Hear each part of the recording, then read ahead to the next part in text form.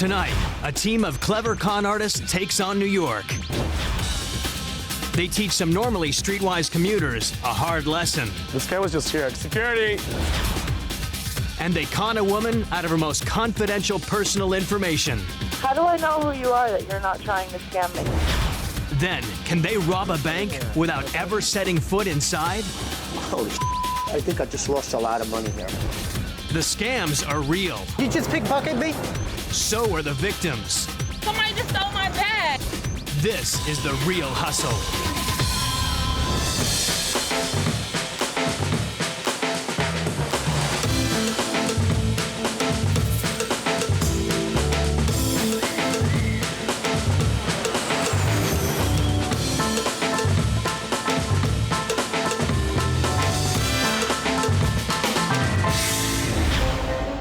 Welcome to New York City, the Big Apple. New Yorkers like to think they've seen it all, and they're immune to the con. You're gonna have to be real good to get in my pockets. I don't feel like I have that much to worry about. Nobody's gonna get over on me. We're about to prove them wrong with a team of experts that will demonstrate how even the most hard-edged New Yorkers could be conned out of cash, credit cards, and their pride. Are you kidding me?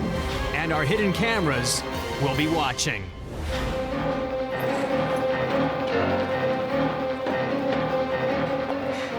The three hustlers you really don't want to meet are team leader, expert pickpocket, and master of con, Apollo. Queen of distraction, honey trap, and femme fatale, Danny. Specialist in psychology and sleight of hand, Ryan.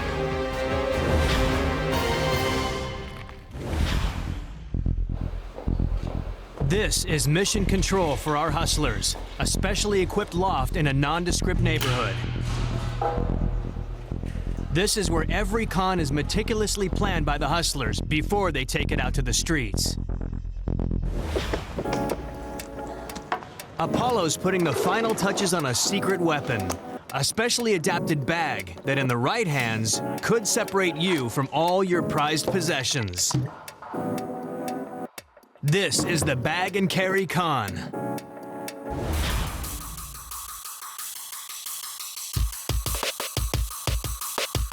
Early morning, a ferry terminal in Lower Manhattan, jammed with commuters. A perfect opportunity to demonstrate how you can be hustled by the right team of experts when you least expect it. Most people have trouble focusing on more than one thing at a time. And pulling off this next hustle absolutely relies on that. The team is on the lookout for their first mark. Someone with a bag just begging to be stolen, who's paying attention to something else.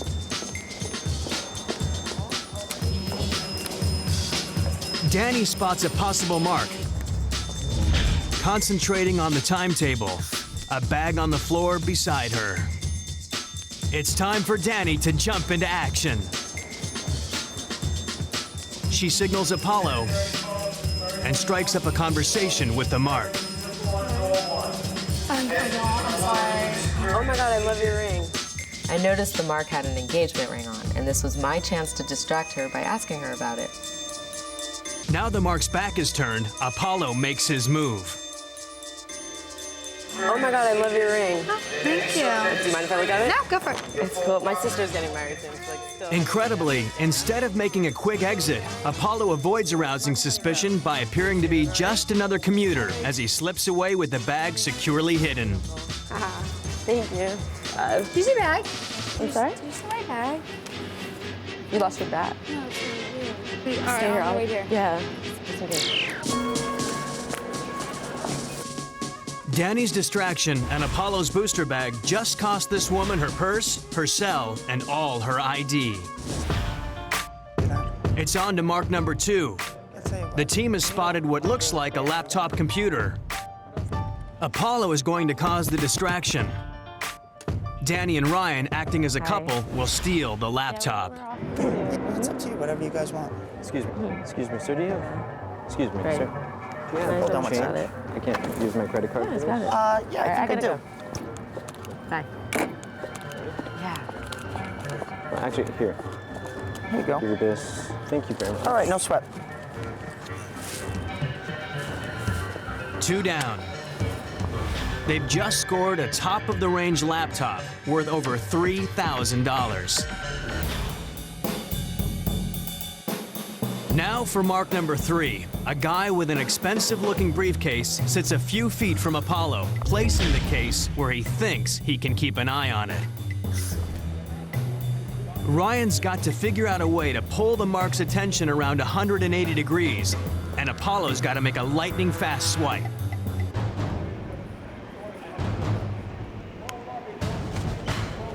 Excuse me, sir, did you lose a phone? The mark turns his head. Apollo makes his move. This one yours? No. I'm not sure whose it is. Was somebody sitting here with you earlier? No, it's not mine. You sure it's not yours? Yes, I'm sure. I nearly got caught. The mark sensed something and he glanced back. I brushed off my shoe to draw his focus away from the missing bag.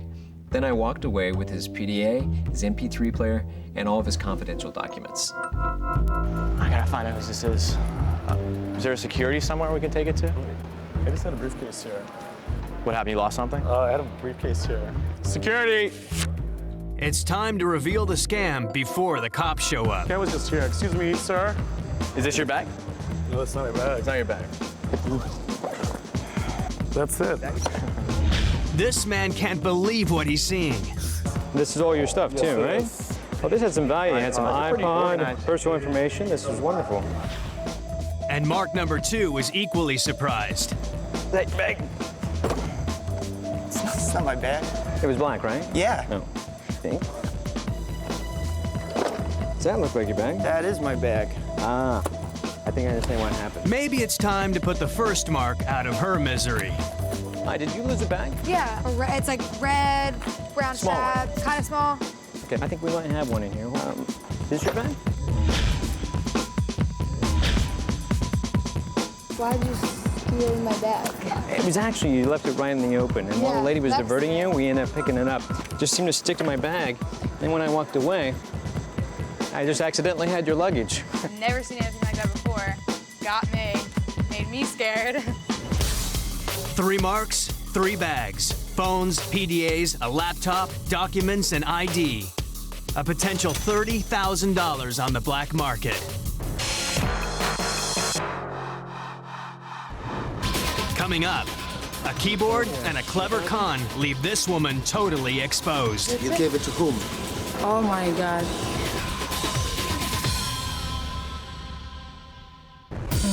%70 of all identity theft cases are inside jobs that happen at the workplace. In this outrageous hustle, the team is going to demonstrate how vulnerable we all are to a fast-growing cybercrime called keylogging. Phase 1. Ryan is fitting a device to this computer keyboard that will log every keystroke that someone makes at their PC and wirelessly transmit that information to the hustlers, who will use it to their gain. How's the keyboard going, Ryan? Great. I've got the device installed, and now I'm just literally piecing it together. I'll just be a minute. This is the Keyboard Caper. We call this a stealth hustle. Mark doesn't know what's coming. And if we pull it off, he won't even know what happened until it's too late. Phase 2, break into an office building.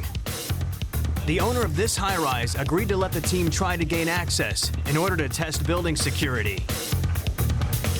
To do this, the hustlers will attempt to secretly copy workers' electronic key cards. Apollo will use this radio frequency identification reader to steal the key card signals. How close does it need to be to the room? It needs to be within 5 feet. So you guys in there? Apollo positions himself right next to the main entrance. Here comes an employee.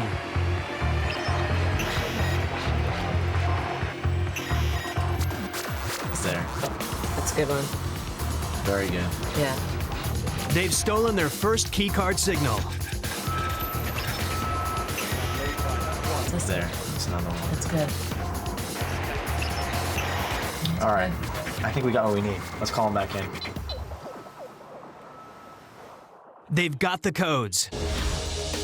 And with the stolen data, Apollo easily makes a new key card that should get them into the building. And then I will download that onto the ID card. for you to get into the office. Great. So I'm all set. Early the following morning, the hustlers are back, and it's phase 3. Time to break into the building. Danny is disguised as a cleaner and will run this phase of the operation. The first test. Will the new key card open the door?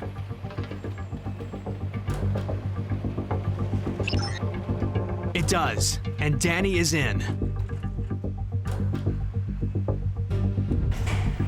Danny's job is to plant a specially rigged keyboard at someone's workstation. Moving fast, she scouts an office, looking for a computer with a keyboard that matches.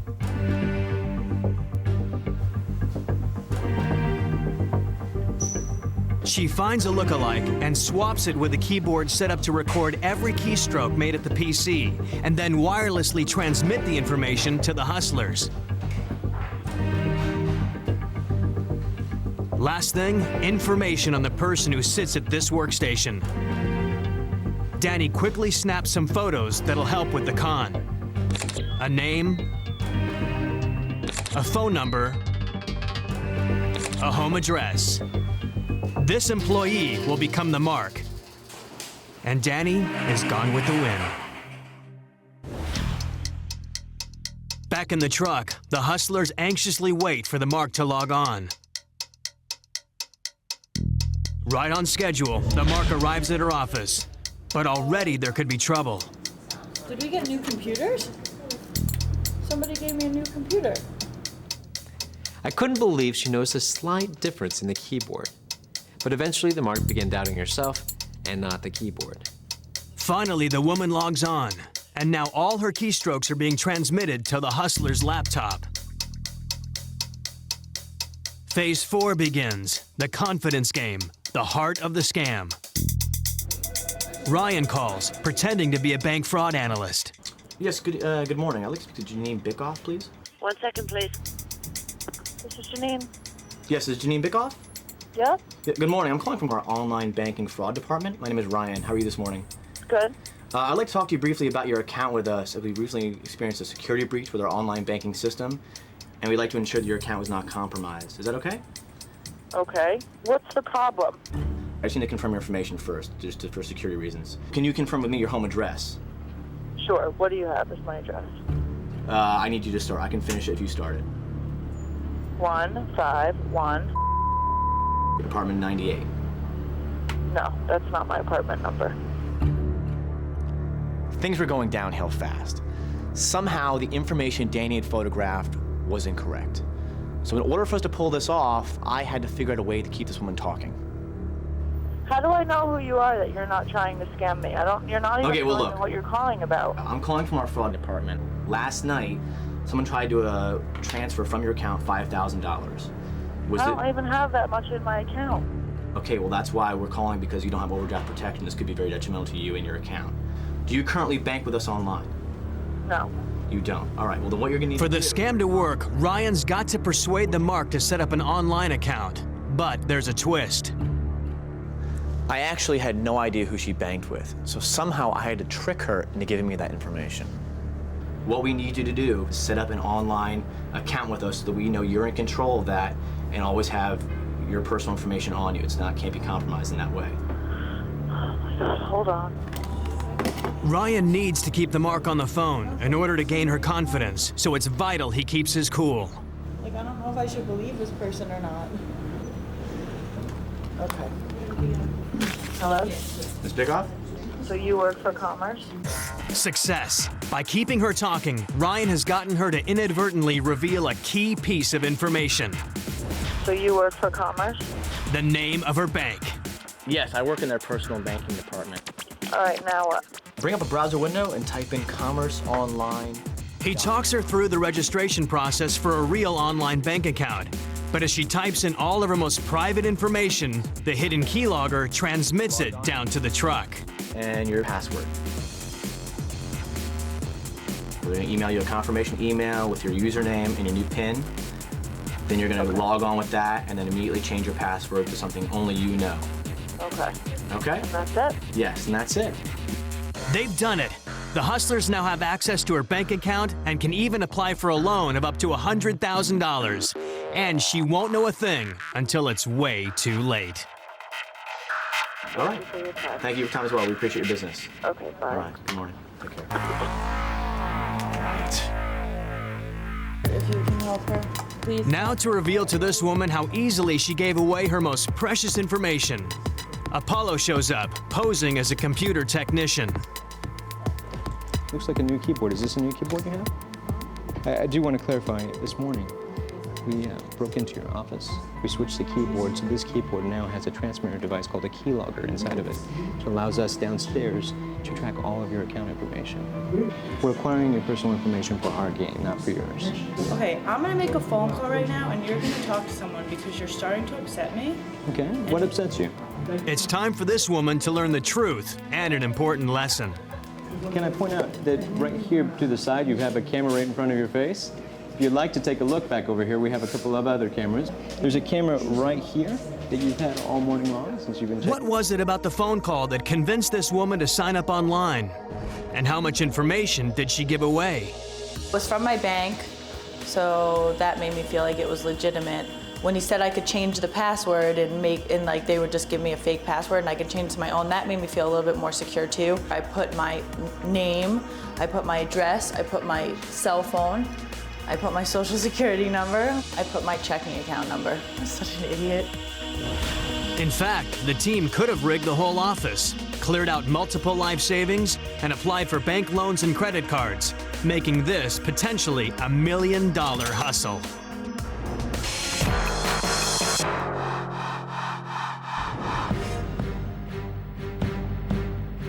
In the 1960s, Frank Abagnale, who was America's most wanted hustler, invented a bank scam that's so audacious, it's hard to believe it could work today.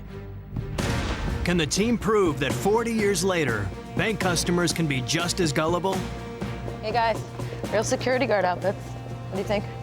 They look great, and they've got to look great because this is all about social compliance, which means the mark has to believe those uniforms are real. When this con was done 40 years ago, people had more respect for authority. I don't think that's going to be the same thing today. That's what I'm afraid of. Either we get away with thousands of dollars or game over. Okay. This is the Dropbox heist.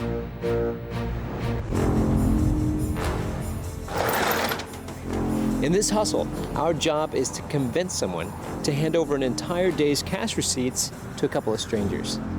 It's things like this that explain why we're often called confidence men. It's after banking hours, when businesses often make large cash deposits. Dressed as security guards with a hefty-looking strongbox, the hustlers have selected a downtown bank for this daring heist. Ryan quickly places an out-of-order sign over the bank's night deposit box, and they're ready for their first deposit. Danny is the shill. At the right moment, she'll move to give a mark a false sense of confidence. Time is against them. The hustlers know a squad car passes this location every 20 minutes, so they've got to find a mark and pull off the scam as quickly as they can. 8 minutes in, and no sign of a mark. This is nerve-wracking stuff. It's been 14 minutes, and they're getting anxious. They're totally exposed, standing out in the open with a strongbox, an unusual sight, even in Manhattan. And to avoid drawing attention, under no circumstances can they talk or break character.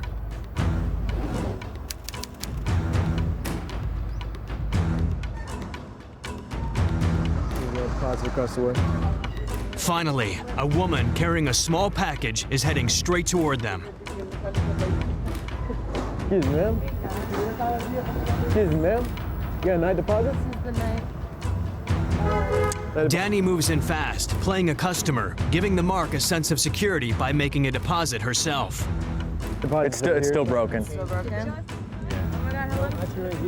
Somebody's been tampering with our lock last night, so we had to come down here. Feels like it always happens.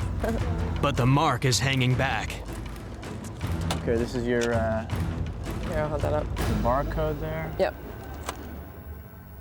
This was not going well. She could have been calling the cops, but all we could do was stay there and play cool. Thanks, guys. There you go.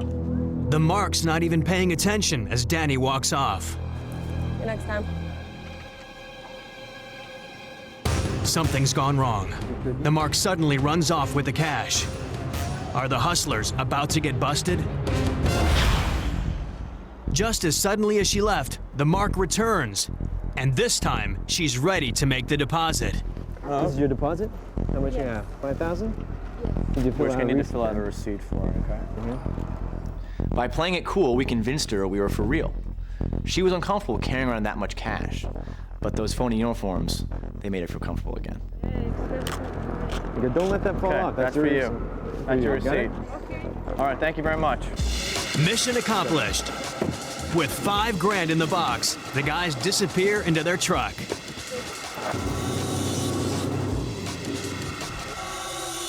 A 40-year-old con with believable performances and realistic uniforms made this a successful hustle. I don't know what's wrong. When this woman tells her boss what she did at the bank, he's not pleased. You gave it to whom? To the police. No.